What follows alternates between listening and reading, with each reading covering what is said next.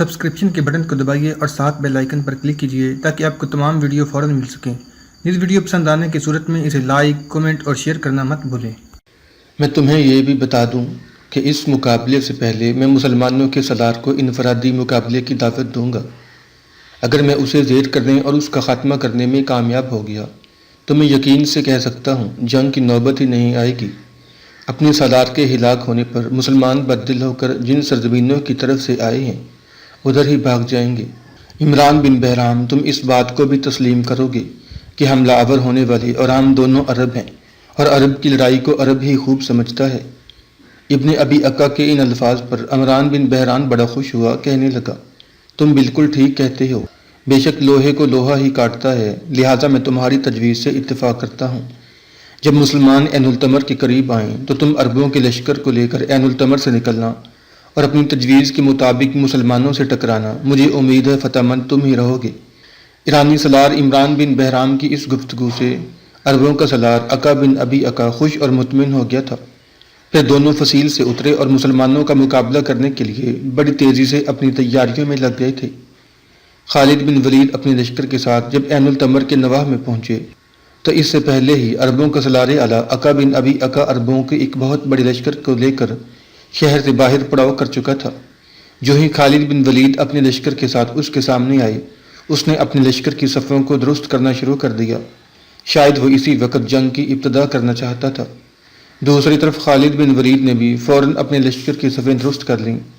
پھر عکا بن ابی عکا اپنے گھوڑے کو سر پر دوڑاتا ہوا دونوں لشکروں کے بیچ میں آیا اور خالد بن ولید کا نام لے کر اس نے آپ کو انفرادی مقابلے کے لیے للکارا تھا۔ عکا بن ابی عکا کا ایسا کرنا تھا کہ خالد بن ولید اپنے گھوڑے کو ایڑ پر ایڑ لگاتے ہوئے میدان کے وسطی حصے میں بالکل اس کے سامنے آئے۔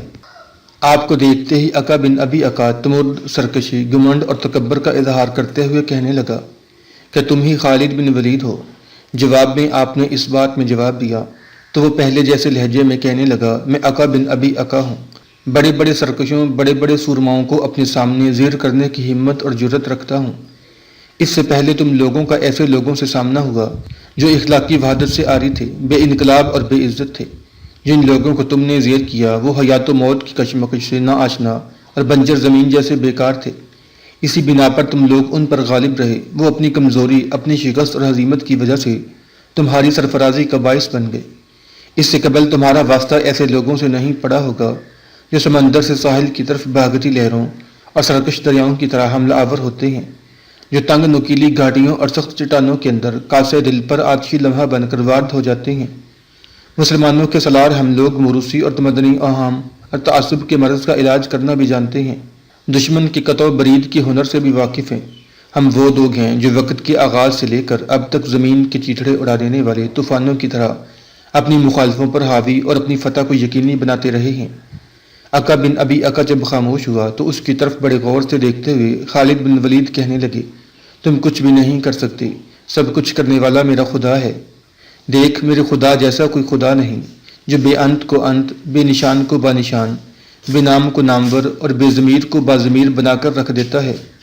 حمد کی ساری ہی سرشاریاں اس کے لیے ہیں، کائنات کی ساری سرفرازی میرے اس رب کے لیے ہے جو سرودہ صفات ہے، میرے مقابلے پر آنے والے۔ جس طرح میرے اللہ جیسا کوئی اللہ نہیں، نہ اس کا تثنیہ ہے نہ جمع، اسی طرح اس کائنات میں میرے رسول جیسا کوئی رسول بھی نہیں، کوئی چہرہ میرے اس نبی جیسا نہیں جس نے صحرا میں بھٹکنے والے شرک کے پیچھے بھاگتے ہوئے لوگوں کو سکون دے گی زندگی سے پیار کیا کہ نظریہ عطا کیا۔ اس نے ہمیں زمین کا سینہ چیر دینے والے عزائم عطا کیے، امن کے منصوبوں کا ہمیں امین بنایا۔ اس نے ہمیں جھوٹ کے خلاف آواز بلند کر کے ضمیر کو لالچ سے ملوث کرنے سے محفوظ کیا۔ میرے رسول صلی اللہ علیہ وسلم جیسا رسول نہیں جسے خداوند قدس نے اوروں کے دکھ پر روتی آنکھ عطا کی تھی۔ ہم اسی رسول کے پیروکار ہیں جس نے تخلیق کا راز ہم پر افشا کیا، وہی ہمارا معبود ہے اور اسی کے ہم بندے اور غلام ہیں۔ میرے مقابلے پر آنے والے جہاں میرے اللہ جیسا کوئی اللہ، میرے رسول جیسا کوئی رسول نہیں، وہاں کوئی لمحہ غار حرا میں نزول وحی جیسا نہیں۔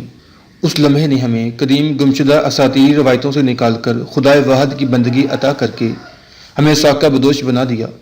اس لمحہ نے ہمیں حق اور سچائی کے فروغ کے لیے موت کے طلسم کو گلے لگانے کا ہنر سکھا دیا۔ میرے مقابل آنے والے بدر کے میدانوں جیسا کوئی میدان نہیں جہاں اس کائنات کے مالک نے 313 نہتے بے بس انسانوں کو گمنڈ، تمرد اور سرکشی رکھنے والوں پر غالب رکھا۔ سن، تو جو عزائم لے کر آیا ہے، اس عین التمر شہر کے باہر کھلے میدانوں میں وہ تو میرے سامنے جھاگ کی طرح اڑتے دیکھے گا۔ وقت ضائع نہ کر، مجھ پر حملہ آور ہو، میں تجھے پہلے حملہ آور ہونے کا موقع دیتا ہوں۔ اگر میں نے پہلے تجھ پر وار کر دیا تو پھر شاید تو مجھ پر وار کرنے کے قابل نہ رہے۔ وقت ضائع نہ کر، مجھ پر حملہ آور ہو۔ میں وہ خوش قسمت انسان ہوں جسے میرے رسول نے سیف اللہ کا خطاب دیا۔ یہ میرے محترم رسول کا فرمان ہے کہ میں کسی جنگ میں مارا نہیں جاؤں گا، لہٰذا پہلے سے سن رکھ کہ تیری موت میرے ہی ہاتھوں ہوگی۔ عقا بن ابی عقا نے خالد بن ولید کے ان الفاظ کو کوئی اہمیت نہ دی۔ پھر وہ کمین گاہوں سے نکلتے خونی درندوں کی طرح آگے بڑھا اور ہمہ عقوبت ہمہ اذیت کی طرح خالد بن ولید پر حملہ آور ہوا تھا۔ خالد بن ولید نے کمال صنائی اور ہنرمندی سے اس کے حملے کے وار کو روک دیا تھا۔ اس کے بعد جوابی کارروائی کرتے ہوئے جب آپ اپنے مد مقابل پر حملہ آور ہوئے تو ابن عقا کو یوں لگا جیسے گرجتی دھاڑتی آندھیوں، شعلہ فشاں برق سے طوفان اس کی طرف لپکے ہوں، یا جنگل کی دھاڑتی ہواؤں اور صحرا سے اٹھتی قزاؤں کی طرح کوئی مصیبت اسے اپنا ہدف بنانے کے لیے اس پر چھانے لگی ہو۔ خالد بن ولید کے پہلے ہی حملے کی باعث ابن ابی عقا خوفزدہ ہو گیا تھا، کانپنے لگا۔ جب وہ جوابی کارروائی کرنے لگا تب خالد بن ولید نے کمال جرأت مندی کا مظاہرہ کرتے ہوئے اس کا تلوار والا ہاتھ پکڑ لیا اور اسے گرفتار کر لیا۔ ابن ابی عقا کا گرفتار ہونا تھا کہ اس کے لشکر پر مسلمانوں کی دہشت اور خوف طاری ہو گیا اور وہ جنگ کے بغیر ہی بھاگ کھڑے ہوئے۔ خالد بن ولید نے اپنے لشکر کے ساتھ عین التمر کے دروازوں تک ان کا خوفناک تعاقب کیا، کچھ کو موت کی گھاٹ اتارا، کچھ کو گرفتار کر لیا۔ دوسری طرف ایران کے سالار عمران بن بہرام کو جب پتہ چلا کہ مسلمانوں کے سالار نے ابن ابی عقا کو گرفتار کر لیا ہے اور یہ کہ اس کے لشکری میدان جنگ سے بھاگ کھڑے ہوئے ہیں، تو اس پر مسلمانوں کی ہیبت اور خوف طاری ہو گیا۔ بجائے اس کے کہ وہ اس کے لشکر کے ساتھ جو اس وقت اس کی کمانداری میں عین التمر میں تھا شہر سے باہر نکل کر ابن ابی عقا کے لشکر کی مدد کرتا، وہ عین التمر کا قلعہ چھوڑ کر ہی بھاگ گیا۔ دوسری طرف عقا کے ہزیمت خوردہ لشکریوں نے عین التمر میں داخل ہو کر اپنے آپ کو قلعہ میں محفوظ کر لیا اور قلعے کا دروازہ بند کر لیا۔ خالد بن ولید نے اپنے لشکریوں کو حکم دیا کہ سختی کے ساتھ عین التمر کے قلعے کا محاصرہ کر لیا جائے۔ اس سختی کی وجہ سے نتیجہ یہ نکلا کہ صرف 4 ہی روز میں محصوری نے عاجز آ کر خالد بن ولید سے امان کی درخواست کی، لیکن اس وقت تک چونکہ مسلمان قلعے کو فتح کرنے کے قریب تھے لہٰذا صلح پر کوئی بات چیت نہ ہوئی اور مسلمانوں نے بزور شمشیر قلعے کو فتح کر لیا۔ اس کامیابی کے بعد مالی غنیمت کا 5واں حصہ اور فتح کی خوشخبری دے کر خالد بن ولید نے اپنے کچھ ساتھیوں کو خلیفہ اول حضرت ابوبکر صدیق کی طرف روانہ کر دیا تھا۔ خالد بن ولید عین التمر کی فتح سے فارغ ہوئے ہی تھے کہ انہیں دومت الجندل کی طرف سے اپنے ایک سالار ایاز بن انم کی طرف سے خط ملا۔ اس خط کے ذریعے ایاز بن غنم نے خالد بن ولید سے مدد مانگی تھی، اس لیے کہ دومت الجندل اور اس کے گرد و نواح میں ایاز بن غنم نصرانیوں کے علاوہ مشرکین عرب کے بہت سے قبائل سے بھی نبرد آزما تھے۔ ان عرب قبائل میں بنو کلب، بنو غسان، بنو تنو اور بنو سجاعم وغیرہ شامل تھے۔ ساتھ ہی دومت الجندل کے نصرانیوں سے بھی ایاز بن غنم کا ٹکراؤ ہو رہا تھا۔ دمشق سے مدینہ منورہ کی طرف سفر کریں تو 7ویں منزل پر دومت الجندل آتا تھا۔ دومت الجندل میں اس وقت 2 عیسائی رئیس تھے، ایک عقیدر بن عبد الملک، دوسرا جودی بن عدی۔ عقیدر بن عبد الملک کو جب خبر ہوئی کہ مسلمانوں کا وہ سالار جو ان سے نبرد آزما ہے اس نے خالد بن ولید سے مدد طلب کر لی ہے، تب وہ بڑا پریشان ہوا، اس لیے کہ وہ خالد بن ولید سے بڑی اچھی طرح واقف تھا۔ لہٰذا اس نے اپنے ساتھیوں سے صلح مشورہ کرنا شروع کیا اور انہیں رائے دی کہ مسلمانوں سے صلح کر لینی چاہیے، لیکن اس کے ساتھیوں نے انکار کر دیا۔ ان کے انکار پر عقیدر ان کا ساتھ چھوڑ کر شمال کی طرف بھاگ گیا۔ یہ عقیدر بن عبد الملک وہی تھا جس پر خالد بن ولید حضور صلی اللہ علیہ وسلم کے فرمان پر پہلے بھی حملہ آور ہوئے تھے۔ خالد بن ولید نے اسے اس وقت گرفتار کیا تھا جس وقت یہ نیل گائے کا شکار کر رہا تھا۔ اسے گرفتار کر کے خالد بن ولید نے حضور صلی اللہ علیہ وسلم کی خدمت میں پیش کیا۔ حضور صلی اللہ علیہ وسلم نے اسے رہا کر دیا تھا، لیکن بعد میں یہ پھر مسلمانوں کے خلاف سرکشی کرنے لگا۔ عقیدر بن عبد الملک خالد بن ولید کی شجاعت اور عسکری قابلیت سے اچھی طرح واقف تھا اور جانتا تھا کہ خالد سے مقابلہ کرنا اس کے بس کی بات نہیں ہے، لہٰذا وہ اپنا شہر بھی چھوڑ کر بھاگ گیا تھا۔ ایاز بن غنم کے مدد مانگنے پر خالد بن ولید برق رفتاری سے حرکت میں آئے، دومت الجندل کا رخ کیا۔ جس طرف سے ایاز بن غنم دومت الجندل پر حملہ آور ہو رہے تھے، وہ سمت چھوڑ کر خالد بن ولید اپنے لشکر کے ساتھ دومت الجندل کے دوسری طرف سے حملہ آور ہوئے اور ایک طرح سے اس شہر کا انہوں نے محاصرہ کر لیا۔ اس موقع پر دمت الجندل میں جو ایرانی سپہ سالار جودی بن ربیہ تھا، اس نے شہر سے باہر نکل کر مسلمانوں کا مقابلہ کرنے کی ٹھانی۔ جب وہ شہر سے باہر کھلے میدانوں میں اپنے لشکر کو لے کر آیا تو سب سے پہلے خالد بن ولید نے جودی کو انفرادی مقابلے کے لیے للکارا۔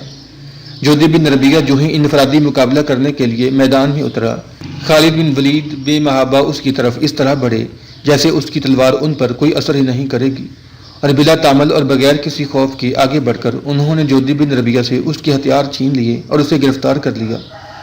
خالد بن ولید کی یہ جرت اور یہ شجاعت اور مردانگی دیکھ کر جودی بن ربیہ کا لشکر بھاگ کھڑا ہوا۔ اب دوسری طرف سے اغیاث بن غنم دشمن کے لشکر پر حملہ آور ہو چکے تھے۔ ایرانیوں اور عیسائیوں کا وہ ایک طرح سے مشترکہ لشکر تھا جسے شکست ہوئی، اور وہ شکست اٹھا کر دمت الجندل کی طرف بھاگے۔ شہر میں داخل ہو کر شہر پناہ کا دروازہ انہوں نے بند کر لیا، لیکن ان کی بدقسمتی کہ وہ زیادہ دیر قلعہ بند نہ رہ سکے۔ خالد بن ولید اور ایاز بن غنم آگے بڑھ کر پوری قوت اور طاقت کے ساتھ شہر پر حملہ آور ہوئے اور اسے بزور شمشیر فتح کر لیا۔ ایرانیوں کو جب پتہ چلا کہ خالد بن ولید اپنے لشکر کے ساتھ دمت الجندل کی طرف چلے گئے ہیں تو ان کی غیر موجودگی سے انہوں نے فائدہ اٹھانے کا فیصلہ کر لیا۔ خالد بن ولید کے ہاتھوں ہیرا شہر فتح ہو جانے کا انہیں بے حد دکھ اور صدمہ تھا۔ چنانچہ خالد بن ولید کی غیر موجودگی میں ایرانیوں نے ایک بہت بڑا لشکر تیار کیا۔ وہ لشکر انہوں نے اپنے دو بہترین سالاروں کی سرکردگی میں دیا۔ ان سالاروں میں سے ایک کا نام زرمہر اور دوسرے کا نام روزبہ تھا۔ اس لشکر کو لے کر وہ دونوں ایرانی سالار خنافس کے مقام پر پہنچے۔ دوسری طرف خالد بن ولید نے ہیرا شہر میں شہر اور اس کے گرد و نواح کی دیکھ بھال کے لیے اپنے ایک سالار کیکا بن عمرو کو مقرر کیا تھا، اور یہ خالد بن ولید کے نائب کی حیثیت سے لشکر کے ایک حصے کے ساتھ ہیرا میں مقیم تھے۔